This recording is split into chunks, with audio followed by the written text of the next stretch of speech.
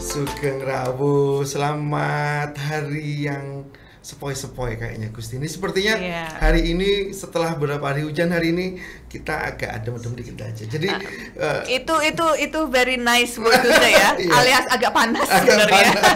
Tapi obrolannya nggak boleh panas karena ini tahun yang panas juga. Iya betul Gusti. Kita mau ngomongin yang adem-adem aja. Kayaknya kalau ngomongin wisata di Jogja nggak ada habisnya, dan kita tahu selalu jadi benchmarking dari tempat-tempat lain di Indonesia. Apa yang jadi beda tahun ini Gusti? Apakah kemudian kita punya punya sebuah fenomena baru nih? Apa jangan-jangan karena banyak food vlogger yang yang banyak berpatroli di Jogja kemudian membuat nuansa baru, atau apa Gusti kira-kira?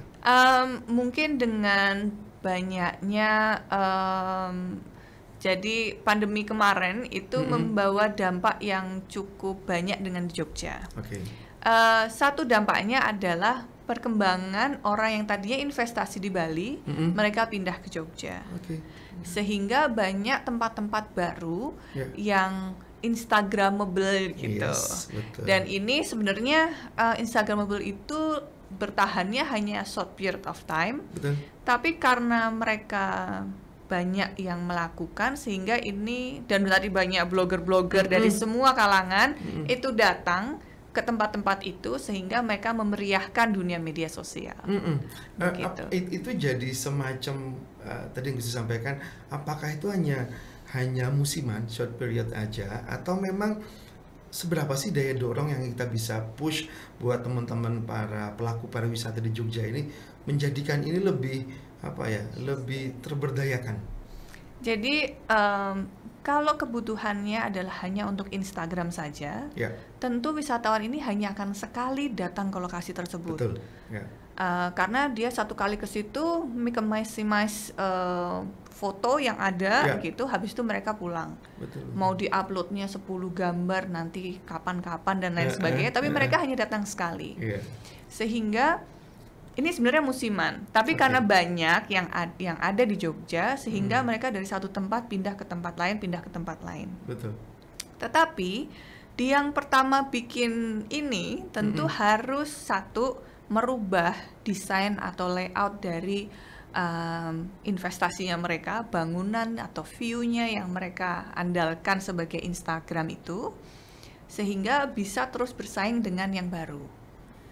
Karena mereka jarang sekali tempat Instagramable ini itu repeat customer.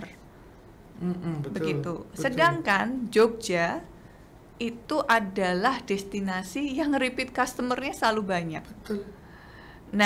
Sehingga ini sebenarnya berbahaya untuk tempat-tempat destinasi ini kalau mereka terus habis itu terlena dengan ya udah hanya begini saja, begitu. Kalaupun mereka merubah, contohnya seperti Kali Biru kita bilang.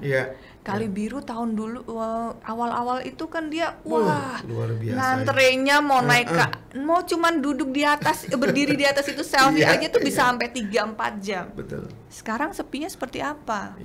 Begitu. Dan mereka mau merubah citra dari Kali Biru itu akan sangat sulit karena orang udah bilang aku udah pernah ke sana. Gitu. Nah, tahan dulu Gusti. Jadi sebelum sampai kita ngomongin experience, inovasi segala macam, ada yang nggak kalah keserempetnya juga pasca COVID ini. Kita ngomong UMKM-nya kita, UMKM ada di Jogja. Sebetulnya dengan imbas ke peningkatan wisata atau pendatang di Jogja, apakah kita akan bisa merasakan tension yang sama sebelum COVID, atau ini totally different market nih? Kita ketemu dengan binatang yang berbeda, Gusti, kira-kira. Manusia ya, Mas. Iya, manusia. Bentuk yang berbeda. Bentuknya sama, jenisnya. Jenisnya. Jadi begini, pada waktu sebelum pandemi, karena media sosial belum se-booming itu untuk UMKM.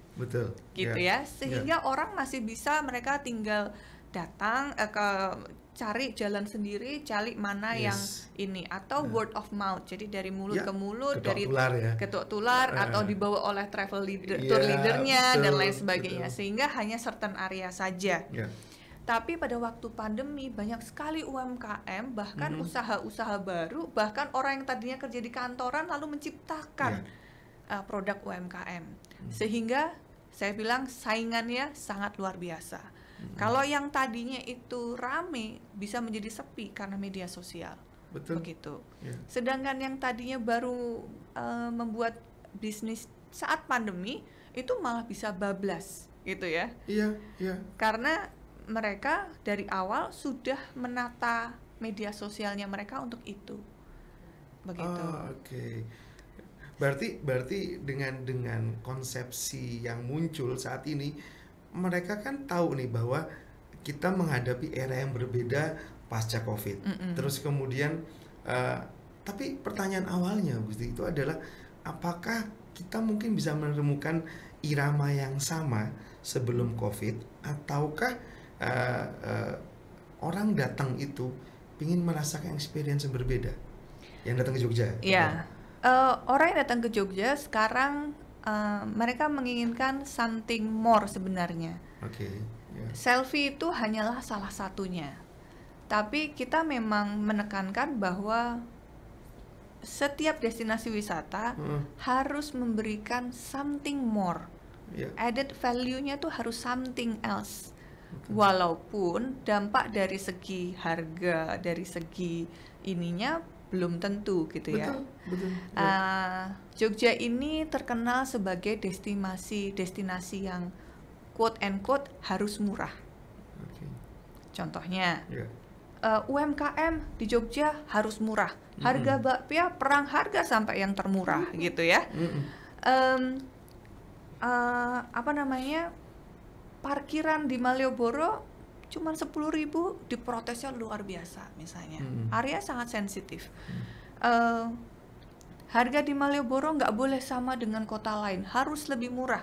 Padahal itu area terpremium yang ada di DIY. Gitu. Sedangkan kalau di daerah lain semuanya area premium itu ada harga gitu. Betul. Tapi kita ini quote and quote karena mass tourism itu mereka pokoknya kalau mau cari barang-barang yang murah tuh harus ke Malioboro gitu. Padahal itu kan quote and quote itu 30 tahun yang lalu gitu. Itu dia Gusti. Jadi ketika kita menghadapi itu, tapi kita ngomongin tantangan di belakang dulu Gusti. Jadi soalnya nanti akan ketemu istilah kayak NTB, nasib tergantung Bali macam. Nah, ini kan dimensi pariwisata dan UMKM ini kan tantangannya beda. Kita break dulu Gusti. Kita ngeteh Pak Kopi diintip dulu.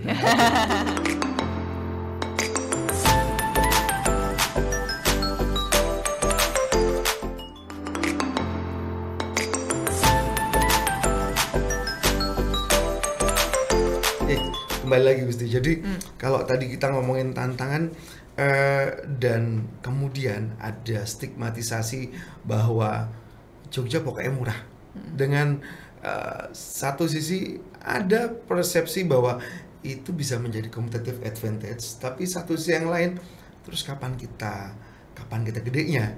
Nah, ini yang kemudian kan di bawah itu jadi ramai Gusti. Ya. Jadi begini, kalau murah, berarti kan kita harus berhitung jumlah orang yang datang. Betul. Berarti adalah mass tourism yang kita bidik.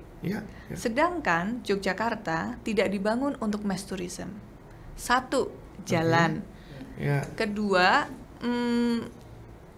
SDM-nya juga kami itu kurang loh, SDM pariwisata. Dari asli Jogja sendiri itu sangat kurang. Adalah banyaknya pendatang, begitu. Betul. Ya. Sedangkan dengan mass tourism yang sekian banyak, otomatis yang melayani dari industri pariwisata juga harus banyak. Betul. Misalnya 10 orang, 1 tour leadernya misalnya ya. Kalau mass tourism 100 orang berarti 10 tour leader misalnya. Betul. Nah, ini berada di tengah kota. Permasalahannya adalah tempat tinggal, permasalahan air bersih, sampah yang terjadi dari pariwisata, dan juga jalan yang tidak memenuhi. Betul. Sehingga sebenarnya kota Jogja ya, bukan provinsi ya, tapi kota Jogja itu sebisa mungkin kita arahkan kepada quality tourism. Orang datang itu bukan berarti dia spending more ya, tidak. Tetapi orang datang kita berikan experience lebih sehingga mereka bisa lebih lama di situ. Contohnya misalnya datang ke sebuah museum. Bukan hanya datang selfie, tetapi di situ mereka belajar gamelan, belajar tari. Ini mereka berapa lama di situ? 3 jam, 4 jam di satu lokasi. Otomatis mereka akan menarik lebih panjang liburannya. Kalaupun mereka cuma liburan sekarang 2 hari, aduh yang kemarin belum sempet nih, aku harus datang lagi, yang itu lagi, gitu ya. Dan kalau misalnya kayak ke desa wisata Ukir Sari gitu ya, mereka begitu datang diberikan edukasi tentang batik. Betul. Begitu mereka mencoba untuk experience batik dan lain sebagainya, mereka nggak akan nawar di belakang. Karena mereka tahu pembuatannya sulit. Betul. Tapi orang yang datang ke Malioboro, mereka nggak mendapatkan experience itu. Sehingga mau batik seperti apapun, mereka akan tawar. Nah, mengubah perspektif masyarakat atau turis lokal lah, turis domestik ini, yang mereka ini pokoknya liburan murah, ya kita tahu lah, teman-teman kita dari seluruh Jakarta, dari Surabaya, dari manapun, pokoknya liburan murah itu Jogja. Jadi apapun kemasannya, Jogja itu jadi selalu liburan murah.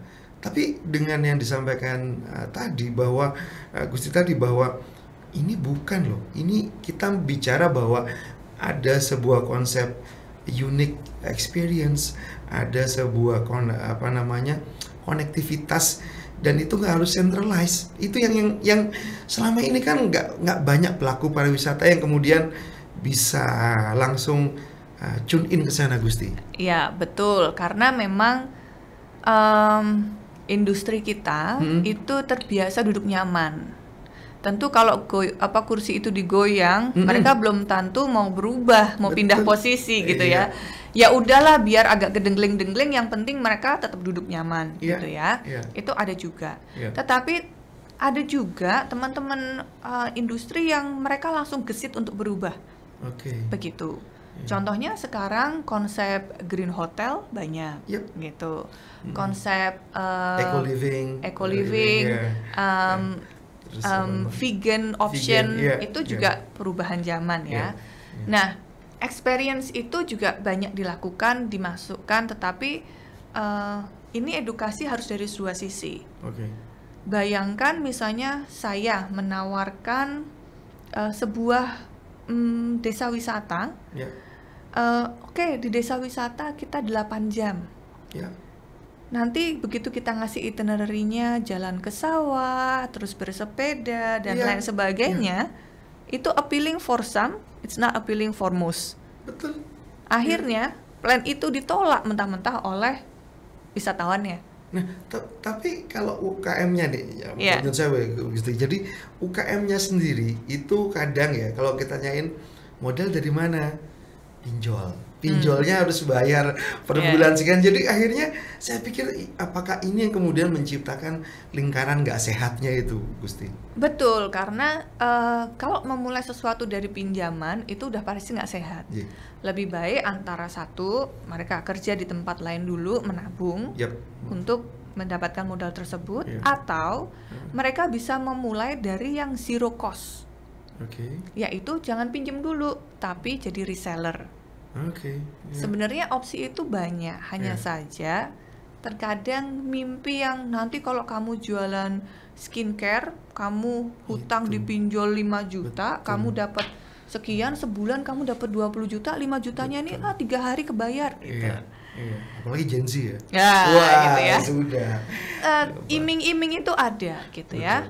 Tetapi perlu kita lihat bahwa it's true for some, it's not true for most gitu kan.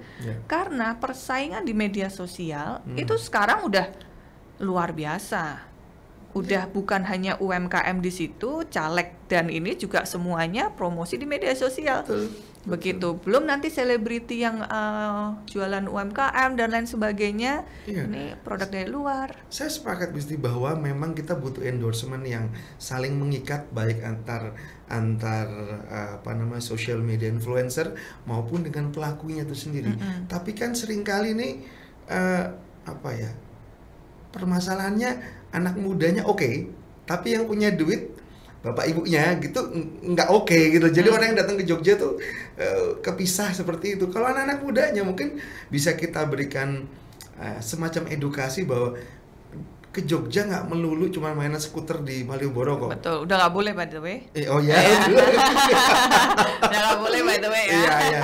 Kan ada tuh yang agak nyolong-nyolong tiba-tiba. Jangan ya. Oke. Tapi ada juga yang klasik nih yang kemudian masih ngotot, anaknya dibawa, anaknya udah nggak suka, tapi nah ini edukasinya jadi gimana Gusti, kan jadi kampanye jadi berbeda nih kalau kita. Maksudnya anaknya nggak suka gimana Mas? Campaign yang mau kita bangun tadi bahwa ini butuh experience, sementara di mindset para boomers dan Gen X-nya sebagai orang yang punya duit belum tentu bisa teredukasi seperti itu. Betul. Nah, sehingga kenapa yang experience itu lebih menargetkan sebenarnya Gen Z. Karena Gen Z itu mereka nggak perlu nggak perlu hotel yang mahal. Betul. Mereka bisa backpackan gitu. Tapi mereka tinggal di homestay yang dampaknya 100.000 itu dampaknya luar biasa di desa wisata daripada 100.000 dengan destinasi wisata yang ada investornya gitu ya. Sehingga kita sebenarnya membuat campaign dua yang terpisah. Gen Z ini kan sudah mulai menjadi individu traveler atau dengan teman-temannya atau apa, sehingga kita menargetkan itu. Tetapi untuk family kita tetap menargetkan yang mass juga gitu, dengan fasilitas itu ada juga gitu ya. Karena mass tourism ini tidak bisa kita 100% putus. Tetapi bagaimana kita untuk menambah jumlah presentasi yang melalui experience ini, karena sebenarnya uangnya ada di sini gitu. Betul. Dengan narasi dan lain sebagainya, storytelling yang kuat, itu mereka spendingnya udah sikap konsumerismenya berbeda. Betul, udah diiming-imingi udah berbeda lah gitu. Itu gitu. Jadi tadi ini kan sering kita tinggal di Jogja dan menghadapi bahwa ini beda nih, mau treatmentnya kita ngadepin orang-orang seperti ini dengan yang sesepuh ini dengan yang Gen Z dan millennials nih beda banget kita gitu. Iya, dan memang sebelum saya gitu ya. Kalau bilang sesepuh nanti pada marah gitu ya. Yang lebih senior gitu ya, lebih senior. Ini kebanyakan mereka kalau datang ke Jogja itu bernostalgia. Betul. Sehingga ke tempat-tempat yang itu. Nah, tempat-tempat ini memang diset untuk tidak berubah. Supaya mereka tidak kehilangan memorinya mereka. Wah, sekarang udah jadi restoran gede, rasanya beda gitu. Iya, betul. Nah, satu sisi UKM-nya kan juga pengen kapan nih kita naik kelas nih. Nah, masa kita mau model kayak zaman dulu terus sih? Nah, gitu mesti. Sulit karena memang mayoritas di Jogja ini UMKM-nya adalah singer fighter. Satu orang dari produksi, packaging, selling itu semuanya satu orang. Ini yang mikri, bukan mikro ya, tapi mikri gitu ya. Lebih mikri lagi. Nah, ini sebenarnya jumlahnya lebih banyak daripada yang menengah. Sedangkan kalau menengah ini udah bablas gitu. Nah, tentu program dari pemerintah itu sangat banyak sebenarnya. Contohnya program dari UMKM, Dinas Koperasi UMKM, Sibakul, bebas ongkir, gitu kan? Jadi yang penting adalah kalian masuk ke dalam Sibakul. Di situ kalian punya dapat kelas-kelas yang bisa mendorong kalian untuk naik. Tinggal kepinginnya seperti apa, mau naik atau stay in the zone. Karena terkadang UMKM melihatnya hanya satu sisi. Packaging, ikut kelas packaging misalnya, packagingnya ganti, tapi harganya lebih mahal nih packagingnya, ternyata nggak laku. Akhirnya mereka kembali lagi. Jadi semuanya perubahan itu harus terjadi simultan, barengan. when you ready, you move gitu. Okay. Memang sulit untuk UMKM itu naik kelas. Karena begitu banyak faktor lah. Ya, kita kesulitan itu nanti kalau diceritakan semua ya kira-kira kita tiga episode lagi. Iya, Oke, Gusti. Kita stop dulu, kita ngomong inovasinya di sesi berikutnya.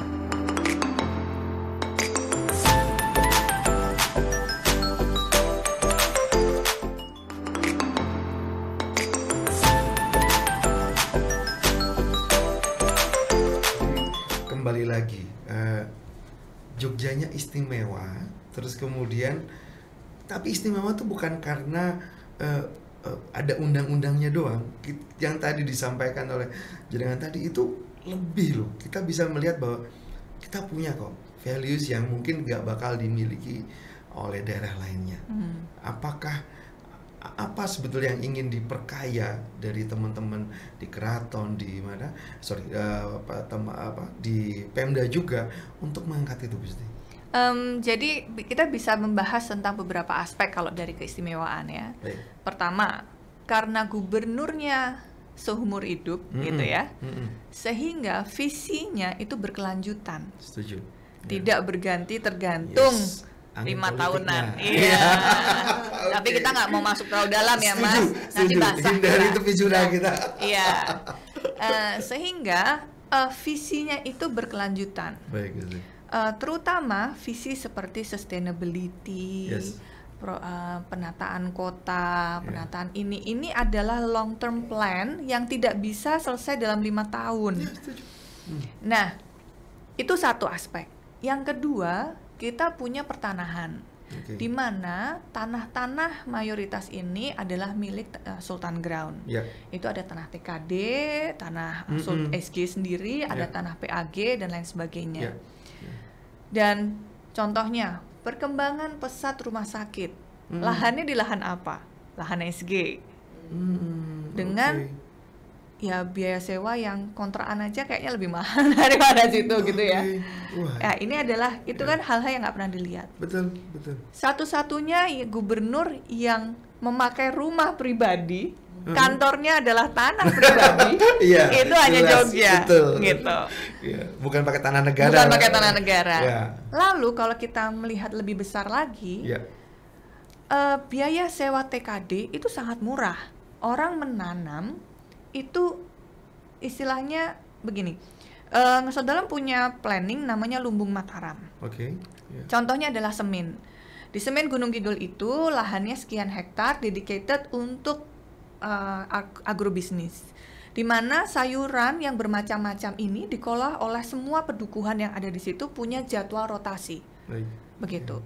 Dan tanaman yang diproduksi di situ itu semuanya kembali untuk ke kelurahan.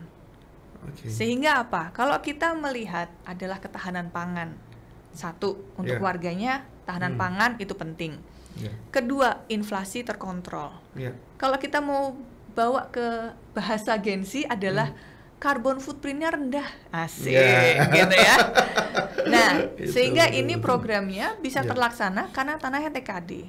Kalau itu tanahnya hak milik, dengan UMR Jogja yang cukup rendah sehingga orang luar kota bisa beli, maka orang Jogja sendiri akan kehabisan lahan. Tidak akan ada namanya agrobisnis di Jogja. Nah, dari lahan yang sekian hektar itu, mereka punya kandang komunal kambing, di mana kandang komunal kambing itu memproduksi akhirnya kotoran hewan yang akhirnya menjadi pupuk. Pupuknya akan kembali ke lahan ini. Jadi ekosistem ini yang dibangun oleh Ngesot Dalem. Dan ini akan diciptakan di semua kelurahan yang memiliki lahan. Jadi nanti ada satu kelurahan yang memang karena program Ngesot Dalem adalah ketahanan pangan. Nah, ini yang cukup urgent juga adalah perihal pengolahan sampah. Pengolahan sampah sebisa mungkin itu selesai dalam level kelurahan. Sehingga kelurahan-kelurahan itu akhirnya membeli alat untuk mengolah sampah. Dari manakah anggaran untuk bikin Lumbung Mataram dan pengolahan sampah? Yaitu dengan dana IS. Begitu. Hanya di Jogja, desa memiliki 2 anggaran, anggaran desa dan anggaran dana IS. Dengan seharusnya ini cukup bisa untuk mengenjot para lurah-lurah ini untuk motivasi yang cukup mereka punya kekreativitasan yang cukup tinggi. Ini andaikan Pak Sekdanya ngomong begini, mungkin Gen Z yang datang ke Jogja akan beda mikirnya. Jadi YouTuber yang kemudian komentar soal ilusi UMR murah di Jogja, itu kan sempat nih trending beberapa waktu lalu, ilusi UMR murah. Sebetulnya UMR-nya murah tapi harganya sama kayak Jakarta. Jadi kesempatan untuk anak muda struggling di Jogja, mereka punya rumah sendiri tanpa harus ikut orang tuanya, ini kan sempat muncul, Gusti. Apakah kita bisa menjawab, maksudnya dengan waktu yang kita miliki saat ini? Padahal bonus demografi di Jogja juga kan pasti. Betul. Seruan itu kebanyakan melihat Jogja hanya dari skala Sleman dan kota. Betul. Karena sebenarnya mereka itu kan kalau mau tanah murah, Bantul, Kulon Progo, Gunung Kidul sebenarnya cukup banyak. Dan dari Gunung Kidul pun yang istilahnya paling pojok dengan kerja di Jakarta itu sama, 1 jam berangkat, 1 jam pulang, bahkan bisa lebih, gitu kan? Nah kalau di sini 1 jam mungkin udah beda provinsi, gitu kan? betul. Sebenarnya sangat itu, hanya saja konotasi kabupaten itu masih kayak gue tinggal di desa. Iya. Ya. Betul. Sedangkan tanah di perkotaan ya memang tinggi karena sudah padat penduduk gitu. Dan tanah-tanah memang kalau dibilang UMR rendah tapi harganya semua sama. Yang sama adalah harga misalnya kursi, cangkir, karena ini adalah harga yang sama seperti provinsi lain, semen, bata gitu ya, yang sudah terstandarisasi nasional. Tetapi untuk cost of living-nya sebenarnya untuk kalian makan di sini itu mau cari yang 3.000 pun sehari pun masih bisa. Sekali makan soto 3.000 dengan es teh masih bisa. Hanya saja nyarinya jangan di kota. Kalaupun di kota istilahnya di pasar kota gede misalnya, itu masih ada 3.500 sudah dengan es teh istilahnya.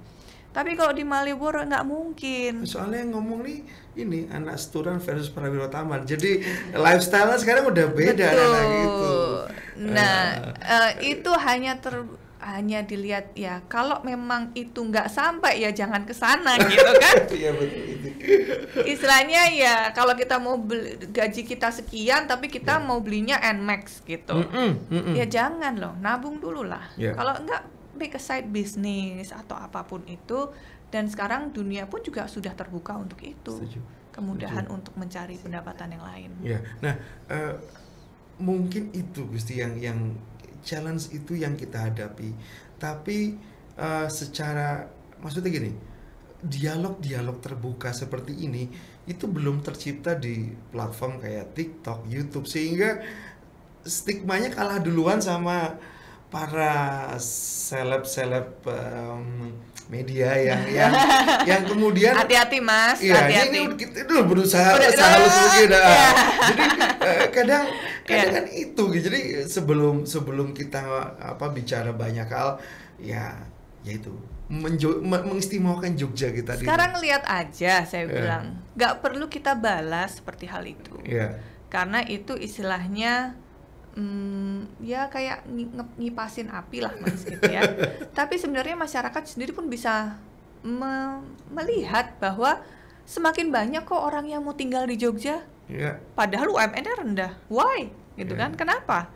Kalau seharusnya UMR-nya rendah dan memang banyak orang miskinnya, banyak orang yang tidak bahagia dan lain sebagainya, seharusnya nggak banyak loh orang yang datang ke Jogja. Setuju. Matur nuwun, terima kasih banyak Gusti, ini fruitful kata udah sekarang. Tapi aman ya. Aman. Siap. Terima kasih sekali lagi Gusti, sampai ketemu lagi.